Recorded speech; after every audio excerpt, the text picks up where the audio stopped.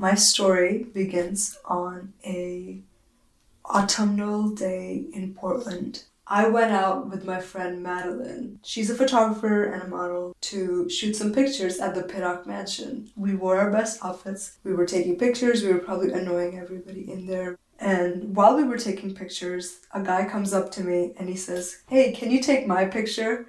And I was like, "Oh, sure, okay." And I tell him how to pose himself. He gives me his number. He's like, "Can you just send these to me?" I was like, "Sure." And then he looks through them. He's like, "Oh, wow, you're really good. Can you take my whole friend group's pictures? Like, I'm here with my 4 other friends." And they tell me, "Oh, we are actually from California. And we are on like a trip in Oregon.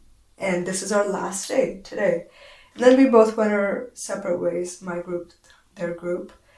And then as we were like making our way through the museum, the first guy that wanted his picture taken approaches me again. And he said, "By the way, do you want to just like hang out with me for today?" Maddie decides that we should all go to the Ace Hotel. It's a historic hotel in downtown Portland. And they have a famous cabinet full of like hundreds of drawers where people have written notes throughout the decades. We all drove down, looked through the notes. It was, cool experience.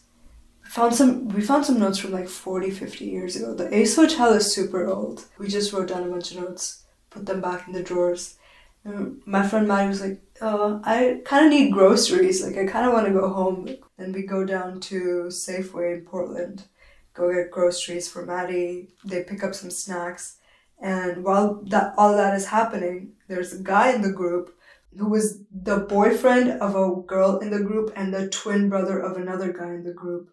Me and him had some like bad vibes going on with each other. But I accidentally, I guess, like insulted him by asking his girlfriend why she chose him over the other twin. And I was laughing, like it was a joke. We were both laughing. It was me and the girl, and the guy gets super offended by it. We both kind of just like start an argument, start shit talking each other, and the guy was like, "Well, I don't like your attitude. Well, I'm gonna fucking go. Like, I'm leaving. You are pissing me off." Then I take Maddie and I walk out of the grocery store with her, and I make my way with Maddie down like 3-4 blocks. So I was coming off of this super emotional high of just like meeting this new group of friends, and then the super emotional low of just like falling out all in one day. The first guy that came up to me, his name was Justin, he followed me down the 4 blocks and he says, "I'm sorry for my friend's behavior." Justin was kind of like, "Well, they're gonna do their own thing, but I kind of want to like hang out with you guys." And Maddie said, "I'm leaving, but you guys can hang out together. It's your last night in Oregon. We're in Portland. I have a car." We decided to just like walk around, hang out, kind of just went on a date. He took pictures of me, I took pictures of him. He told me a lot about himself, his life. He's a cowboy, works on a ranch. Justin and I went to Powell's, which is my first time being to Powell's, his second time. He was holding an umbrella for me. It was raining. Everybody's gonna be thinking like you're a piece of shit for having an umbrella in Portland. Like, people are judging you secretly. And he was like, "I don't care. I just want to kind of like stand near you." And then we realized, it's kind of time's up. We both know like when I'm driving him down, it's about a 20-minute drive back to his hotel. We both kind of knew like, yeah, we're not gonna keep in touch.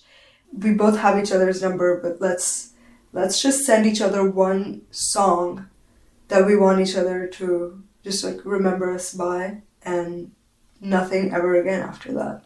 Because keeping in touch kind of ruins the perfection of that one single day in that moment.